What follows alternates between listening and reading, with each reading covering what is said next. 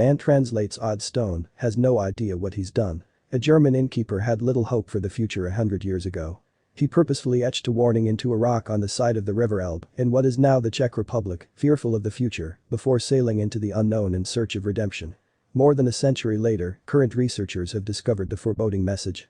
Unfortunately, it was already too late by that point.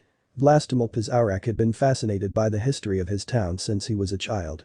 He knew everything there was to know about Deccan Czech Republic, so was perfectly suited to his role as head of the local museum.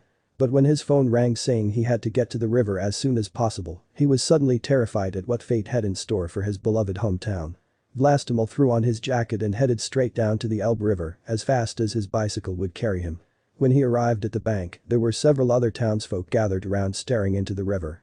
The museum curator locked eyes with a local fisherman, and the expression on his face said it all. The historian had read several stories of things turning up in the river, but only a few had sparked such panic amongst locals. Dangerous munitions from World War II had started to emerge in recent months. But it was the reason things had started turning up from the depths that was really frightening people. This wasn't just an unexploded bomb that residents had discovered in the Elbe, this was something that would mean far graver consequences for everyone that lived in Deccan. The residents had finally found the warning that had been etched into the river rocks in 1904 by the desperate innkeeper. But what was he warning them about? And why did it take so long for anyone to see it? Vlastimil had to get down into the river to see the stone for himself. With the help of a local fisherman, he quickly found himself wading out to the place where the low water levels had revealed the ominous warning. When Dumich ceased, Dan Wine, innkeeper Franz Mayer had written on the side on the enormous boulder more than a century earlier. Vlastimil didn't speak German. If he had, he'd have soon realized the danger both he and the fisherman were in. Neither Vlastimil nor the fisherman had their phones on them to use an online translator, and not many people in the town spoke German. But a bystander on the bank looking down at the two men trying to puzzle out the message offered assistance. And when he called down the translation to them, they both froze as a chill ran down their spines. The Elbe is an incredibly valuable asset for the town of Deccan. Up until the 1990s, around 5 million tons of imports and exports were transported along its waters.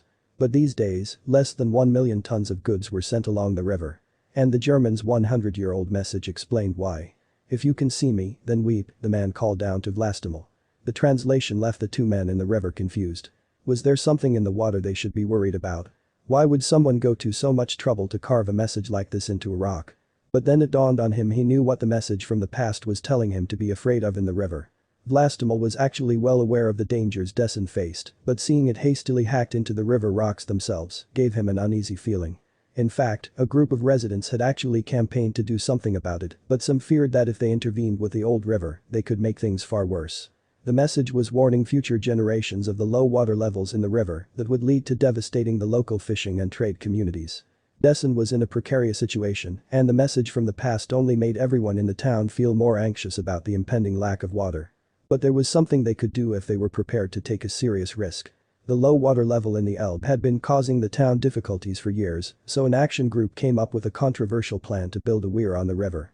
But environmental groups have strongly opposed the plan, claiming that interfering with the flow of the water could cause irreparable damage. But more messages from the past have since emerged. Since the water level of the Elbe has continued to drop, 20 similar rocks ominously dubbed the Hunger Stones have emerged with dire warnings for future generations. The oldest one dates back to 1616, serving as a chilling reminder of how closely tied to nature our survival really is. And no one knows that better than Vlastimil. Over the centuries, many people earned their living on the Elbe as rafters, the history buff told AFP. And when there wasn't enough water to float their rafts, they lost their livelihoods. The rafters engraved the dates of those bad years on the soft sandstone boulders typical for this region, hence the name Hunger Stone, he added. But it's not like the locals have never tried to do anything about it. The Elbe has been deepened and rerouted with 9 separate dams over the years to keep the livelihoods of the Deccan people safe.